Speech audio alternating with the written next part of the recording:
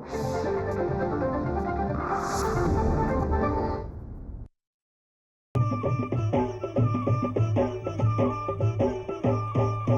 काळी आई धनधान्य देई, ही काळी आई धनधान्य देई.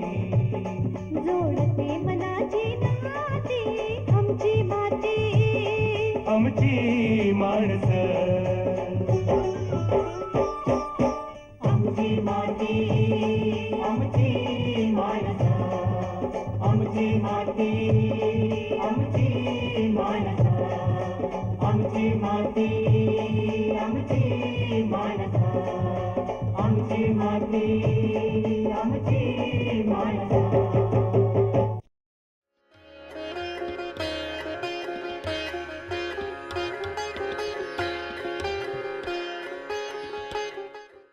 शेतकरी बंधू भगिनींनो नमस्कार. आमची माती आमची माणसं या कार्यक्रमामध्ये आपल्या सगळ्यांचं मनपूर्वक स्वागत. मंडळी, रासायनिक खतं आणि कीडनाशकं यांच्या अमर्याद अवाजवी वापरामुळे अलीकडे शेतातील जी माती आहे, जमीन आहे आणि पर्यावरण हे प्रदूषण युक्त झालेलं आहे, प्रदूषण वाढत चाललेलं आहे. आणि रासायनिक शेतीला पर्याय म्हणून आपण आता नैसर्गिक शेतीकडे वळू लागलेलो आहे. मग नेमकी नैसर्गिक शेतीतील कृषी सखींची काय भूमिका आहे हा विषय आज आपण निवडलेला आहे. या विषयावर मार्गदर्शन करण्याकरता आज आपण आपल्या स्टुडिओमध्ये आमंत्रित केलेलं आहे प्राध्यापक निलिमा पाटील मॅडम यांना. नमस्कार मॅडम, स्टुडिओमध्ये आपलं स्वागत. नमस्कार मॅडम. मॅडम बद्दल सांगायचं तर डॉक्टर पंजाबराव देशमुख कृषी विद्यापीठ अकोला अंतर्गत सोनापूर गडचिरोली येथील कृषी विज्ञान केंद्र येथे त्या विषय विशेषज्ञ म्हणून कार्यरत आहेत, तसेच सहाय्यक प्राध्यापक म्हणून देखील कार्यरत आहेत. तर मॅडम, आपण चर्चेला सुरुवात करू. जेव्हा आपण नैसर्गिक शेती म्हणतो तेव्हा नैसर्गिक शेती कशी करायची, काय संकल्पना आहे ती? हां, तर ॲक्च्युली नैसर्गिक शेती ही जी संज्ञा आहे, आपले जे पूर्वज होते हो, ते नैसर्गिक शेतीच करायचे म्हणा. नैसर्गिक शेतीमध्ये एक असं आहे की शेतकरी जो आहे त्यांनी विकत घेऊन काही वापरायचं नाही आहे शेतासाठी. जे काय असेल ते त्याच्यापाशी जे आहे त्यातूनच त्याला ती शेतीला लागवड, शेतीला लावून त्यांनी आपली शेती करायची आहे, अशी ती संकल्पना आहे. आणि नैसर्गिक शेतीचं जे आत्ता आपण म्हणतोय त्याची गरज आपण विशद केलेलीच आहे. हो, आपण जे रोज अन्न खातो ते पण विषयुक्त आहे. हो. आणि एक सांगायची आणि अभिमानाची बाब अशी आहे की आपल्या राज्याचे जे महामहिम राज्यपाल आहेत आचार्य देवव्रतजी, तर हे त्याचे अतिशय पुरस्कर्ते आहेत नैसर्गिक शेतीचे. तर त्यांच्या 2-3 याला जायचा योग आलेला आहे मला. आणि त्यांचं जे ज्ञान आहे इतकं सखोल आहे आणि त्यांनी जे हे याचं जे महत्त्व विशद केलेलं आहे ना, तेच अगदी कुणालाही पटण्यासारखं आहे. की रासायनिक खतं आपण म्हणजे रासायनिक खताचा जो वापरला, हरित क्रांती जेव्हा गरज होती आपल्या देशाला, अन्नधान्य कमी पडत होतं आणि मग तेव्हा जास्त उत्पन्नाची, जास्त उत्पादनाची गरज होती आपल्याला आपलं स्वतःच्या आवश्यकता पूर्ण करण्यासाठी. तर झालं काय की तेव्हा आपण म्हणजे हा मुद्दा आपल्याशी चर्चा करण्यासाठी मुद्दा मी हा काढलेला आहे. आपला शेतकरी म्हणतो की कृषी विद्यापीठ असतं सांगतं इतकं खत वापरा, आता तुम्ही सांगताय की जरा खतं कमी करा, म्हणजे कंट्रोवर्सी होते ना. म्हणून सांगण्याचा मुद्दा हा आहे की तेव्हा आपल्याला खूप गरज होती जास्त उत्पादन मिळवण्याची आणि आज आपण भरपूर आपल्यापाशी आहे. म्हणजे आता आपल्याला त्या आरोग्यदायी मातीचं काम आहे. म्हणजे आजमध्येच सगळं कमवून चालणार नाही, आपल्याला आपल्या पुढच्या पिढीसाठी सुद्धा आपल्याला काही ठेवावं लागेल ना. तर शेतीचं जे आज पोत बिघडलं आहे, क्षारता वाढलेली आहे त्याच्यामध्ये, आणि होतं कसं की पाणी धारण करण्याची क्षमता होती मातीची ती कमी झालेली आहे. आणि ह्या सगळ्या गोष्टीचा उहापोह आपण आता करणारच आहोत, कारण म्हणूनच या सगळ्या गोष्टींचा हे झाल्यामुळेच आपल्याला नैसर्गिक शेतीची आठवण आली. मग आपण जेव्हा नैसर्गिक शेतीबद्दल बोलतो तर नेमकं नैसर्गिक शेती आणि सेंद्रिय शेती यामध्ये काय फरक आहे? यामध्ये मॅडम खूप म्हणजे मी माझ्या ऐकणाऱ्या सगळ्या शेतकरी बंधू भगिनींना पण सांगू इच्छिते की ऑर्गॅनिक वेगळं आणि नॅचरल वेगळं. नैसर्गिक शेतीमध्ये निविष्ठा विरहित शेती आहे ती, बरोबर. आपल्याकडे गाईचं शेण असतं, गोमूत्र असतं, आपल्याकडे गांडूळ खत असतं, या सगळ्यांचा वापर करून ती शेती करायची आहे. आणि जी ऑर्गॅनिक जी आहे, आपण जी आत्ता बोललात सेंद्रिय शेती, यामध्ये सेंद्रिय घटक आपण विकत घेतो मार्केटमधनं, आपला शेतकरी विकत घेतो. तर आपल्याला नैसर्गिक शेती ही संकल्पनाच मुळात पैसे घरातनं जाऊ द्यायचे नाहीत बाहेर. शेतकऱ्याच्या पॉकेटमधनं एकही रुपया बाहेर जाऊ द्यायचा नाही, अशी ती संकल्पना आहे नैसर्गिक शेतीची. म्हणजे नैसर्गिक शेती करण्यासाठी बैलजोडी असावी. बैलजोडी आणि सगळी आपले जे 12 बलुतेदार होते त्या सगळ्यांना काम मिळावं, त्यांचे जे अवजारं आहेत जसे आपण ते तिथेच बनवून घ्यावेत, कमी पैशात जे काय होईल तिथल्या तिथे. आणि जुनी जी संसाधनं होते जसे शेण आहे, गोमूत्र आहे, त्यापासूनच आपल्याला तयार करणे, देशी गाई, देशी गाईचं पासून मिळणारं जे दूध असेल त्याच्यापासून ताक करून तेच आपल्याला बुरशीनाशक म्हणून वापरायचं आहे. ह्या सगळ्या संकल्पना या नैसर्गिक शेतीमध्ये आहेत. मग या नैसर्गिक शेतीची जी 5 मुख्य आधारस्तंभ आहेत, जसं जीवामृत आहे, बीजामृत आहे, आधारस्तंभ आहेत ना मॅडम, ती 5 तो पूर्ण असा एक प्रकार आहे की एक मुख्य आहे आच्छादन. आपली जी शेती आहे ती आच्छादित असावी. हो, ॲग्रिकल्चर वेस्ट जे काय निघतं, गवत निघतं, जे काय आपण तुरीचे जे काडं निघतात, ज्वारीचे काडं निघतात, या सगळ्यांचे गठ्ठे बांधून शेतीला आच्छादित करायचं आहे. त्याचा एकच म्हणजे त्याचा जो प्रिन्सिपल जे आहे ना की जमिनीतील ओलावा इव्हॅपोरेट होऊ नये म्हणून. हो, ती साबूत असावं पाणी, जे आतमध्ये जो ओलावा आहे तो टिकवून राहावा. आच्छादन एक आहे मुख्य पिलर. नंतर दुसरा आहे वापसा. वापसा हा प्रकार गावखेड्याकडे आपण तोंडातनं काढला की त्यांना कळतं. वापसा म्हणजे मे महिन्यात जे खूप तीव्र ऊन असतं ते आपल्या मातीला लागलं पाहिजे. मातीमध्ये असलेले जे विष आहे, जे नकोसे घटक आहेत, ते त्या उन्हामुळे मरून जातील. हा एक दुसरा झाला वापसा. तिसरा आहे आच्छादन, वापसा. तिसरा आहे घनजीवामृत. हे घनजीवामृत आपल्याला तयार करायचं आहे आणि आपल्या त्या काळ्या मातीला तिची जोपासना व्हावी म्हणून शेतामध्ये पसरवायचं आहे. बरोबर. चौथा आहे बीजामृत. जे काय बीज वापरणार आहे आपण आपल्या शेतासाठी, सीड जे आणणार आहे ते देशी असावं, हा एक आग्रह आहे त्याच्यात. आणि देशी वाणाचं काय असतं का आपण ठेवून देतो ना, तर त्याची उगवण क्षमता तपासणं गरजेचं आहे. आणि त्या पेरणाऱ्या ज्या बियाण्याला आपण बियाणे उगवण क्षमता चांगली राहिली पाहिजे म्हणून ती सीड ट्रीटमेंट आहे, तर ती ह्या बीजामृतानुसार करतो. बरोबर. आणि शेवटचं आहे द्रवजीवामृत. पुन्हा हे झाले 5 मुख्य पिलर्स. ह्या 5 पिलरवरतीच आपली नैसर्गिक शेतीचा पूर्ण डोलारा आहे असं समजावं. मग आता तुम्ही जीवामृताबद्दल बोललात मॅडम, तर नेमकं जीवामृत कसं तयार करायचं आहे आणि कसा त्याचा वापर करायचा आहे? जीवामृत म्हणजे जीवामृतासाठी आपल्याला लागणार आहे 10 किलो शेण. आपण 10 किलो मध्ये जाऊया, खूप नाही, असं 100 किलो, मग पटींमध्ये आपल्याला वापरता येईल. 10 किलो शेण आहे, त्याच्यामध्ये 5 लिटर गोमूत्र आहे.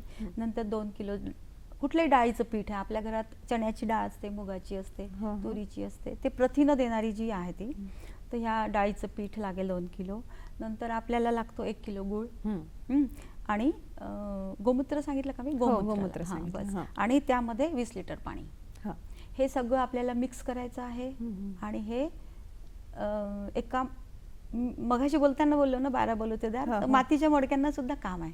तर हे जर का आपण मातीच्या मडक्यात केलं तर मोठाले जे रांजण असायचे पूर्वी, ते रांजण आपण आपल्याच गावातल्या त्या व्यक्तीकडनं घेऊ, कुंभाराकडनं, त्याला पण पैसे मिळतील. मग त्या रांजणामध्ये हे सगळं मिक्स करून ठेवायचं. आणि लाकडाच्या काठीनी, लाकडाची बरं का, दिवसातनं 2दा ती ढवळायचं पूर्ण. ते पण घड्याळाच्या काट्याच्या दिशेने, म्हणजे एकदा असं आणि एकदा असं नाही चालणार. तर म्हणून ते घड्याळाच्या काट्याच्या दिशेने असं हलवायचं 2दा. आणि हे आपल्याला 48 तास ठेवायचं मॅडम.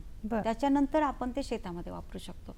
पण शेतामध्ये वापरताना समजा आपण आज जर आधुनिक शेती करायला लागलो, आपल्याकडे ड्रीपचे कॅपिलरीज टाकलेले असतात ते आहे ना, त्यामध्ये मग हे टाकताना आपल्याला गाळून टाकावं लागतं, ब्लॉक होऊ शकतं. तर गाळूनच आपल्याला हे शेतीमध्ये अप्लाय करायचं आहे. आणि किती दिवस ते वापरू शकतो मॅडम एकदा त्याचं ना? आता बघा, उन्हाळ्यात ते आपल्याला ते फर्मेंटेशनचा जो रेशो आहे त्याच्यानुसार करायचा आहे. उन्हाळ्यामध्ये आपण हे 2 महिनेच वापरू शकतो करून ठेवलेलं. आणि पावसाळ्यामध्ये आणि हिवाळ्यामध्ये आपण हे 6 महिन्यापर्यंत वापरू शकतो. आणि बीजामृताबद्दल काय सांगाल? बीजामृत पण सेम हेच, हे जे मी आता फॉर्म्युला सांगितला की 10 किलो शेण, त्यामध्ये 5 लिटर गोमूत्र. फक्त यामध्ये गुळ नाही टाकायचा मॅडम आपल्याला. आणि यामध्ये आपल्याला टाकायचं चुन्याची निवळी, चुना टाकायचा 50 ग्रॅम. 50 ग्रॅम चुना विरघळवायचा आहे पाण्यात. आणि ती निवळी अशी पूर्ण वापरायची आहे. बरं. आणि मग बीजामृताला आता असा प्रश्न येतो की बा बीजामृत मग सीड त्यामध्ये बुडवायचं का, बियाणं नंतर पेरायचं का? तर तसं नाही करायचं आपण जे आपलं ॲज युजल आपण जसं चण्याची बॅग आली, हो. चण्याच्या बॅगमध्ये रायझोबियम राहतं, ॲझोटोबॅक्टर राहतं सीड ट्रीटमेंटसाठी. फक्त त्यामध्ये थायरम आपण घेणार नाही आहे. थायरम हा शेवटी रासायनिक घटक पदार्थ आहे, तो आपल्या याच्यामध्ये ऑड मॅन आउट होईल, त्याला बाहेर ठेवावं लागेल आहे ना. तर मग आपण अशा वेळी काय करायचं की ह्या तिथंच बियाण्यासोबत जे आलं ना छोटंवालं पॅकेट रायझोबियम कल्चर आहे ते आपण लावायचं आहे. त्याचा नीट ढीग करायचा बियाण्याचा चोळून लावल्यानंतर पुन्हा पसरवून ठेवायचं आणि त्याच्यावर हे बीजामृताचा शिडकावा करायचा आहे. मग शिडकावा करून हे सावलीमध्ये सुकवून दुसऱ्या दिवशी वापरायचं आहे आपल्याला. बरं, यानंतर आपण घनजीवामृताबद्दल जाणून घेऊ मॅडम. तत्पूर्वी घेऊ एक छोटीशी विश्रांती. हो. दर्शक हो, कुठेही जाऊ नका, बघत राहा आमची माती आमची माणसं. आमची माती आमची माणसं. मंडळी, आपलं पुनश्च स्वागत. आज आपण चर्चा करतो आहे नैसर्गिक शेतीतील कृषी सखींची जी भूमिका आहे त्याबद्दल, आणि आपल्यासोबत पाटील मॅडम आहेत. पाटील मॅडम, आपण आता विषयाच्या अनुषंगाने पुढे जाऊ आणि नेमकं या नैसर्गिक शेतीमध्ये कृषी सखींची कशी काय भूमिका असते त्याबद्दल सांगा. नैसर्गिक शेती हा जो एक म्हणजे राष्ट्रीय नैसर्गिक शेती मिशन म्हणून अभियान आहे एक प्रकारचं. हे आता हे 2 वर्षासाठी आहे, 25-26 आणि 26-27. बरं. हां, तर ह्या गावात शेती करणारा शेतकरी गावात राहतो. गाव पातळीवरती ही सगळी मूल्य, ही जी याची जी सगळी पूर्ण नॉलेज जे आहे, वैशिष्ट्यपूर्ण नॉलेज, हे त्या त्या शेतकऱ्यापर्यंत पोचलं पाहिजे. म्हणून आपल्याला अशा एका दूताची गरज होती की जो काय व्यवस्थित समजून घेऊन समोरच्या व्यक्तीला आपुलकीने समजून सांगेल, हो, त्याचं प्रॉपर ॲप्लिकेशन होईल. त्यामुळे ह्या कृषी सखींची एक उदयास आली की बा अशी कोणीतरी असावी. आता खूपदा हा पण प्रश्न येतो की ती कृषी सखीच का, सखा का नाही, है ना. तर होतं कसं की एक म्हटलं जातं की जी कन्सिस्टन्सी असते काम करण्याची किंवा समोरच्या माणसाला हँडल करण्याची, ती महिलांमध्ये जरा चांगल्या पद्धतीची असते. तर ती समोरचा चिडका शेतकरी असेल तरी त्याला पण आपल्या पद्धतीने समजावून सांगू शकते. आणि तिच्यापाशी पेशन्स पण आहे, ती अशी खूप हायपर नाही होत किंवा काय. तर म्हणून ह्या कृषी सखींची एक भूमिका यावेळेस उदयास आली. आणि ज्या आपल्या ह्या होत्या उमेदच्या ज्या कृषी ICRP होत्या, म्हणजे सामुदायिक संसाधन व्यक्ती ज्या होत्या की ज्यांना तो आटप होता लोकांना, 4 लोकांना एकत्र बसवून समजून सांगण्याचा, तर ह्या ICRPंची निवड करण्यात आली. तर राज्यामध्ये असे नैसर्गिक शेतीचे क्लस्टर्स तयार झाले. त्या क्लस्टर्सनुसार या सखींची नियुक्ती झाली. आता एकूण आपल्या राज्यामध्ये एकूण क्लस्टर्स आहेत 1709 क्लस्टर्स आहेत एकूण, है ना. आणि मग त्यासाठी आपल्याला 3418 सखींची निवड झालेली आहे पूर्ण राज्यासाठी. आणि क्लस्टर्स म्हणजे एका क्लस्टरसाठी 2 सखी. बरं. आणि ह्या 2 सखींना जसं महिन्यात 30 दिवस, तर त्यांना 16 दिवस कंपल्सरी फील्ड आहे, है ना.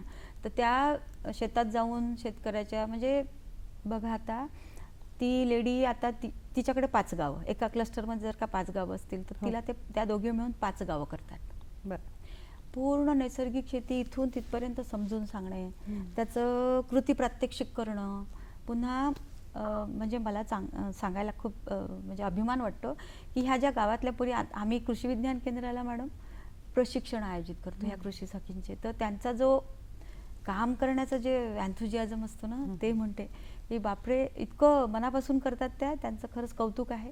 आणि खूप सगळ्या अशा आहेत की त्या चिमुकल्या मानधनासाठी हे काम नाही करत मॅडम. हो, त्यांना काय 6000 रुपये मिळतात महिन्याला आणि 4000 रुपये त्यांना फोनचे मिळतात, कारण सगळं ऑनलाईन असतं ना त्यांचं काम. तर या कृषी सखींची निवड जिल्ह्यामध्ये झालेली आहे. ती राबवणारी यंत्रणा म्हणजे आत्मा, कृषी व्यवस्थापन यंत्रणा जी आहे जिल्ह्याला, त्या अंतर्गत हा पूर्ण अभियान राबवलं जातं. आणि ह्या कृषी सखी त्यांनीच नियुक्त केलेल्या आहेत. त्यांनी मुलाखती घेतानाच तो स्पार्क पाहिला प्रत्येकीमध्ये की ही कोण जाऊ शकेल का शेतात, आणि हिला हे नॉलेज आहे का, किंवा नॉलेज अक्वायर करायची क्षमता आहे का, ह्या सगळ्या गोष्टींचा अभ्यास तेव्हा केलेला आहे.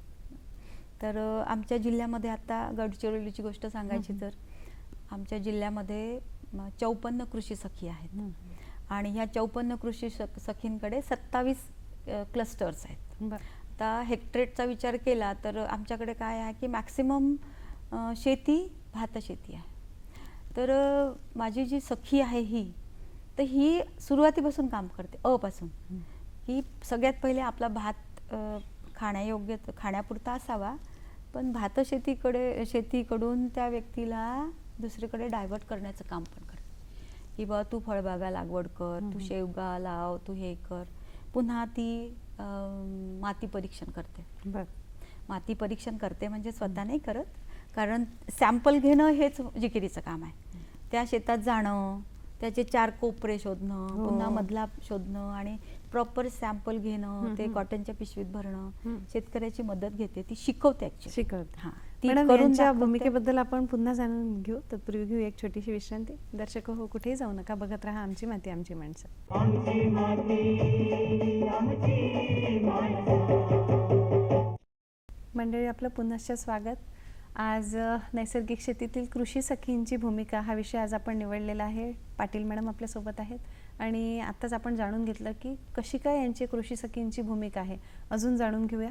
मॅडम, तुम्ही सांगत होतात की त्या शेतात जातात, शेतकऱ्यांना प्रात्यक्षिक करून दाखवतात, बीजामृत कसं करायचं आहे, जीवामृत तयार कसं करायचं आहे, नैसर्गिक शेतीचे फायदे काय. या व्यतिरिक्त अजून कुठली महत्त्वाची भूमिका त्या बजावतात? त्यांची अजून अशी भूमिका आहे मॅडम, कृषी सखींची कामं विचार केला तर खूप आहेत त्यांना कामं. आता एक कृषीचं आपलं महाविस्तार ॲप आलं आहे, ते ॲप डाउनलोड करून घेणं, ते कसं वापरायचं हे शेतकऱ्यांना शिकवणं, शेतकऱ्यांच्या वेळेनुसार संध्याकाळच्या मंदिरातल्या घोंगडीवरच्या सभा घेणं, हे कामं त्या पोरी करतात आणि खूप यांनी करतात. म्हणजे लोकलची जी भाषा ती तिथलीच असते ना, त्यामुळे तिला कोणाला कसं बोलायचं, कोणाला कसं ट्रीटमेंट द्यायचं, तिचा पूर्ण अभ्यास झालेला असतो गावातल्या लोकांचा. आणि कोणाचं शेत कुठे आहे, कुठे जाऊन कोणाच्या शेतातून तिला मातीचं सॅम्पल कलेक्ट करणं स्वतः करावं लागेल की याला शिकवावं लागेल, हे सगळं तिला माहीत असतं आणि हे सगळं करते ती. ते महाविस्तार ॲपचं काम करते आहे. पुन्हा आज याची गरज झाली आहे, पुन्हा फार्मर ID. हे आमचे शेतकरी आहेत, छोटे छोटे शेतकरी आहेत मॅडम, 2 एकर 3 एकर असे मालक असलेले शेतीचे. तर त्यांना ते सगळे लाभ मिळावे, सगळ्या योजनांचा त्यांना फायदा मिळावा, यासाठी ती स्वतः प्रयत्न करते की यांचा प्रत्येकाचा फार्मर ID झाला की नाही, झाला नसेल तर चल मी तुला सांगते.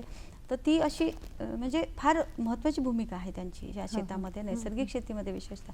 आणि आता दशपर्णी अर्क करणे, पुन्हा घन जीवामृत, बीजामृत, अग्निअस्त्र, नीमास्त्र आणि ह्या सगळ्या, आणि देशी वाण कुठं मिळतील, देशी बियाण्याची जी जोपासना करणं गरजेचं आहे ना, त्यामध्ये पण यांचा पुष्कळ सहभाग आहे की देशी वाण कसं आपल्याला संरक्षित ठेवता येईल.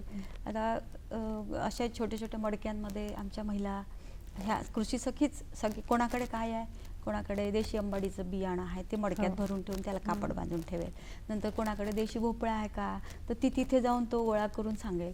आणि यांच्यानं आमच्याकडे 2 बॅचेसमध्ये आपण ट्रेनिंग घेतलेत कृषी विज्ञान केंद्राला. तर या पोरींचं रोज रिपोर्टिंग असतं ग्रुपवरती. म्हणजे जे आपण म्हणतो ना सोशल मीडिया, त्याचा उत्कृष्ट वापर यासाठी होतो आहे.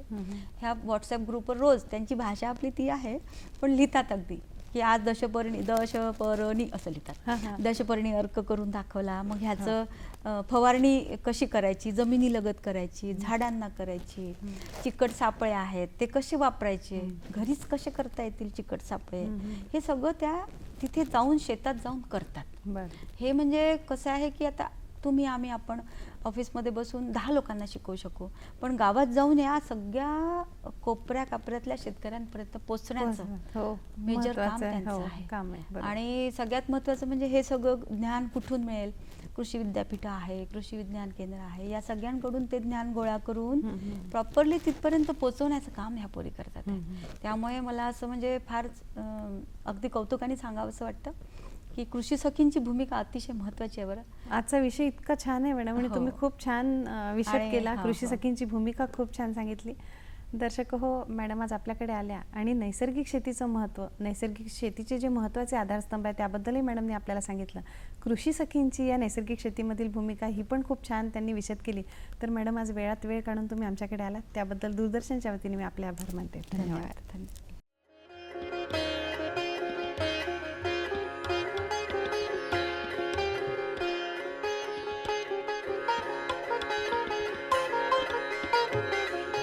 रे